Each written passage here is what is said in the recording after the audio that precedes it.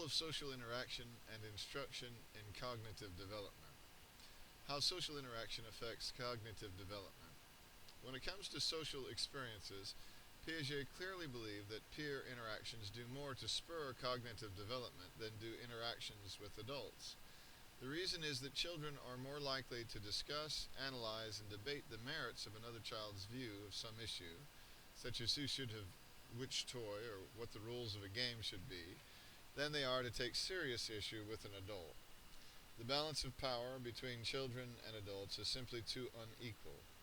Not only are most children quickly taught that adults know more and use superior reasoning, but also the adult always gets to have the last word. Argue too long and it's off to bed with no dessert. But when children interact with each other, the outcome is more dependent on how well each child uses her wits. It is the need to understand the ideas of a peer or playmate, to formulate responses to those ideas, that leads to less egocentrism and the development of new, more complex mental schemes. Put another way, a strongly felt sense of cognitive conflict automatically impels the child to strive for a higher level of equilibrium. Formal instruction by an adult expert simply does not have the same impact regardless of how well designed it might be.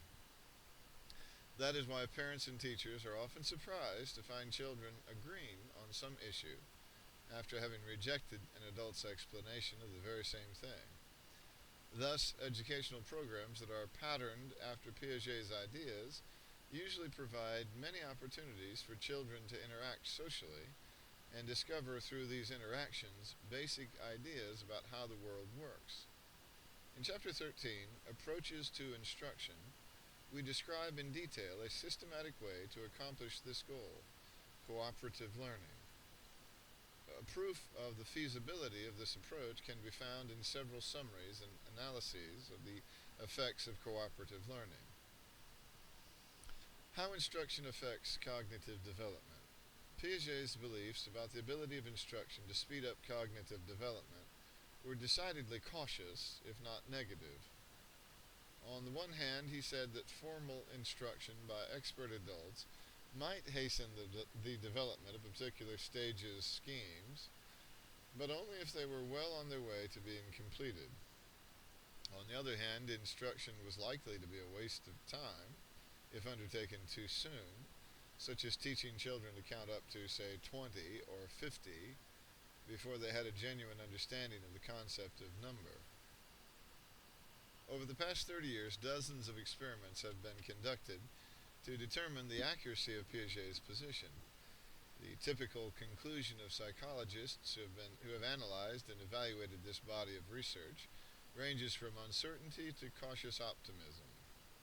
The uncertainty results from shortcomings in the way some studies were carried out, inconsistent results, and disagreements about what constitutes evidence of true, concrete operational thinking or formal operational thinking. The cautious optimism comes from the work of Michael Scher and others in England. They found that schools that participated in a science instruction program called CASE, Cognitive Acceleration Through Science Education, which combined aspects of the cognitive developmental theories of Piaget and Vygotsky, had a much greater percentage of 13 and 14-year-olds at or above the early formal operational stage than did non-CASE schools. Furthermore, after 2 years in the program, CASE students scored higher on national tests of mathematics, science, and English than did students in the non-CASE schools. CASE programs have also been implemented to help pre-operational stage children in rural schools acquire concrete operational schemes. This effort did not, however, produce the same positive findings as those noted above with adolescents or with pre-operational stage children from urban schools.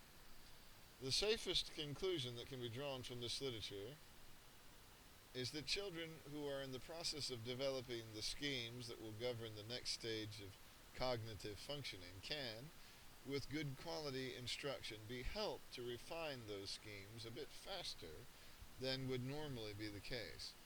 For example, teachers can teach the principle of conservation by using simple explanations and concrete materials and allowing children to manipulate the materials. This means that teachers should nurture the process of cognitive growth at any particular stage by presenting lessons in a form consistent with but slightly more advanced than the students' existing schemes. The objective here is to help students assimilate and accommodate new and different experiences as efficiently as possible. Criticisms of Piaget's theory. Underestimating children's capabilities. Among the thousands of articles that have been published in response to Piaget's findings are many that offer critiques of his work. Some psychologists argue that Piaget underestimated children's abilities not only because he imposed stringent criteria for inferring the presence of particular cognitive abilities, but also because the tasks he used were often complex and far removed from children's real-life experiences. The term preoperational, for instance, stresses what is absent rather than what is present. Over the past 2 decades, researchers have focused more on what preoperational children can do, particularly with appropriate instruction. One group of researchers has provided suggestive evidence that primary grade children can be helped to predict, interpret, and explain basic biological processes. Overestimating adolescents' capabilities. Other evidence suggests that Piaget may have overestimated the formal thinking capabilities of adolescents. Research summarized by Michael Scheer indicates that only 20% of children exhibit well-developed formal operational thinking by the end of adolescence. A study of French adolescents reported similar percentages, but also sought to determine if a new pattern had emerged. Of a group of 10 to 12-year-olds who were tested on formal operational tasks in 1972, only 9% were at the beginning of that stage, and only 1% were mature formal operators. The percentages for a group of 10 to 12-year-olds tested in 1993 were just slightly higher, 13% and 3%, respectively. Significantly larger differences were noted, however, between two groups of 13 to 15-year-olds. Among those tested in 1967, 26% were early formal operators, and 9% were mature formal operators. But among those tested in 1996, 40% were early formal operators, and 15% were mature formal operators. The author of this study suggested that the increase in formal operational thinking among 13 to 15-year-olds may be attributable in part to teaching practices such as creating tables to display information and using tree diagrams to clarify grammatical structure that fostered the development of formal operational schemes. Despite the fact that there may be more formal thinkers among adolescents than in the past, it is still best to think of them as the exception rather than the rule. According to one researcher, Piaget's theory is best seen as an account of optimal competence, not a description of typical behavior. And with adults, adolescents also rely on concrete operational thinking, intuition, and automatic cognitive processes. Vague explanations for cognitive growth. Piaget's theory has also been criticized for its vagueness in specifying the factors that are responsible for cognitive growth. Although Piaget recognized that children's thinking can be inconsistent from task to task and over time, they may, for example, demonstrate a conserving response but later revert to a non-conserving response, there is little in the theory to explain why this happens. Robert Siegler has suggested an explanation.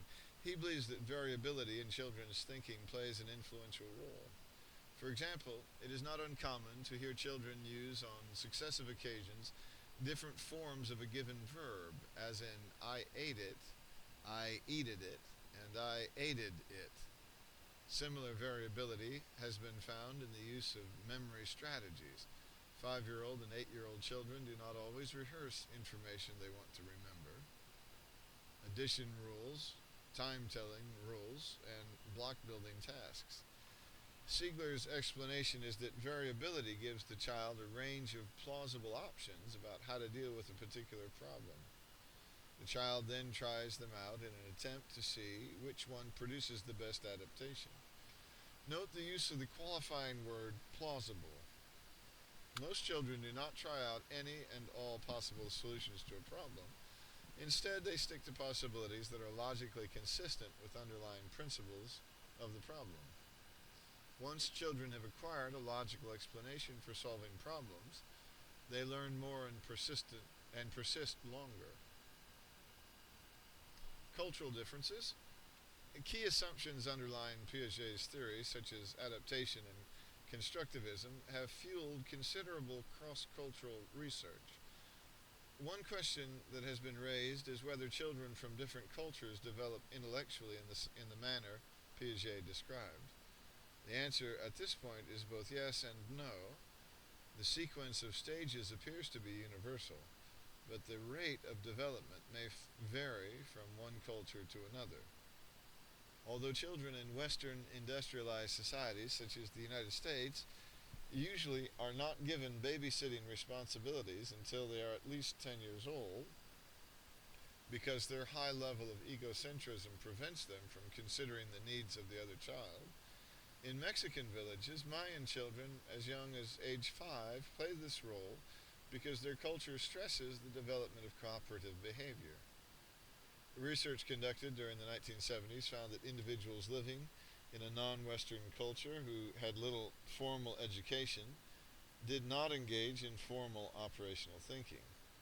Although these same people used concrete operational schemes when tested with the kinds of tasks Piaget used, they usually did so at a later age than the Swiss children Piaget originally studied. This result was attributed to their lack of schooling, which left them unfamiliar with the language and conventions of formal testing. When concrete operational tasks were conducted with materials that were part of these people's everyday lives, such as asking children from Zambia to reproduce a pattern with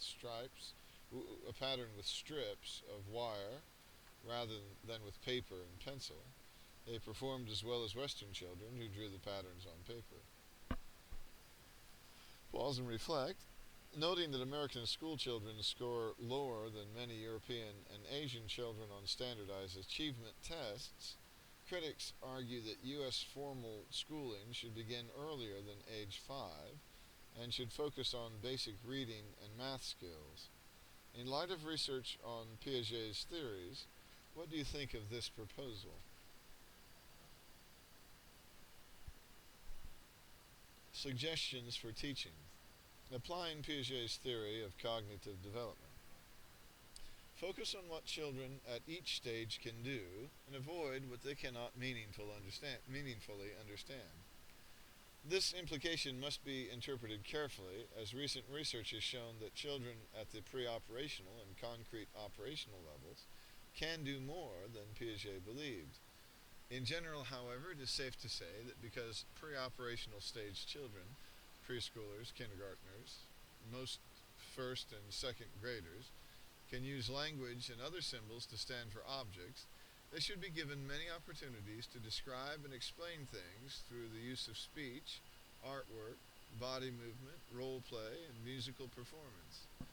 Although you can introduce the concepts of conservation, seriation, class inclusion, time, space, and number, attempts at mastering them should probably be postponed until children are in a concrete operational stage. Concrete operational stage children, grades 3 through 6, can be given opportunities to master such mental processes as ordering, seriating, classifying, reversing, multiplying, dividing, subtracting, and adding by manipulating concrete objects or symbols. Although a few 5th and 6th graders may be capable of dealing with abstractions, most exercises that involve theorizing, hypothesizing, or generalizing should be done with concrete objects or symbols. Formal operational stage children, grades 7 through high school, can be given activities that require hypothetical deductive reasoning, reflective thinking, analysis, synthesis, and evaluation. Because individuals differ in their rates of intellectual growth, gear instructional materials and activities to each student's developmental level. Because intellectual growth occurs when individuals attempt to eliminate a disequilibrium, instructional lessons and materials that introduce new concepts should provoke interest and curiosity and be moderately challenging to maximize assimilation and accommodation. Although information, facts, concepts, procedures, can be efficiently transmitted from teacher to student through direct instruction, knowledge, rules, and hypotheses is best created by each student through the mental and physical manipulation of information.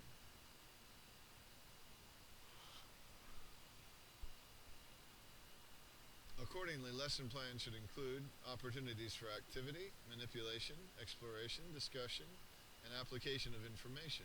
Small group science projects are one example of how to implement this goal. Because student schemes at any given time are an outgrowth of earlier schemes, point out to them how new ideas relate to their old ideas and extend their understanding. Memorization of information for its own sake should be avoided. Begin lessons with concrete objects or ideas and gradually shift explanations to a more abstract and general level. Preschool, elementary, and middle school grades, become thoroughly familiar with Piaget's theory so that you will be aware of how your students organize and synthesize ideas. You may gain extra insight if you analyze your own thinking, since you are likely to discover that in some situations you operate at a concrete rather than an abstract level. If possible, assess the level and the type of thinking of each child in your class. Ask individual children to perform some of Piaget's experiments and spend most of your time listening to each child explain her reactions. Remember that learning through activity and direct experience is essential. Provide plenty of materials and opportunities for children to learn on their own. Arrange situations to permit social interaction so that children can learn from one another. Hearing others explain their views is a natural way for students to learn that not everyone sees things the same way. The placement of a few advanced thinkers with less mature thinkers is more likely to facilitate this process than is homogeneous groupings. Plan learning experiences to take into account the level of thinking attained by an individual or group. Encourage children to classify things on the basis of a single attribute before you expose them to problems that involve relationship among two or more attributes. Ask many questions and give your students many opportunities to explain their interpretations of experiences so that you can remain aware of their level of thinking. Keep in mind the possibility that students may be influenced by egocentric speech and thought. Consider the possibility that each child may assume that everyone else has the same conception of a word, the same conception of a word that he or she has. If confusion becomes apparent, or if a child becomes impatient about failure to communicate, request an explanation in different terms, or ask several children to explain their conception of an object or a situation. Middle school and secondary grades, become well acquainted with the nature of concrete operational thinking and formal thought so that you can recognize when your students are resorting to either type of thinking or a combination of the two. To become aware of the type of thinking that individual students use, ask them to explain how they arrived at solutions to problems. Do this as part of your classroom curriculum or in response to experimental situations similar to those that Piaget devised. Teach students how to solve problems more systematically. Suggestions for doing this will be provided in later chapters, and provide opportunities for hands-on science experiments. Keep in mind that some high school students may be more interested in possibilities than in realities. If class discussions become unrealistic, theoretical, and hypothetical, Call attention to facts and practical difficulties. If students are contemptuous of unsuccessful attempts by adults to solve school, local, national, and international problems, point out the complexity of many situations involving conflicts of interest, perhaps by having students develop arguments for both sides. Allow for the possibility that younger adolescents may go through a period of egocentrism that will cause them to act as if they are always on stage and to be extremely concerned about the reaction of peers.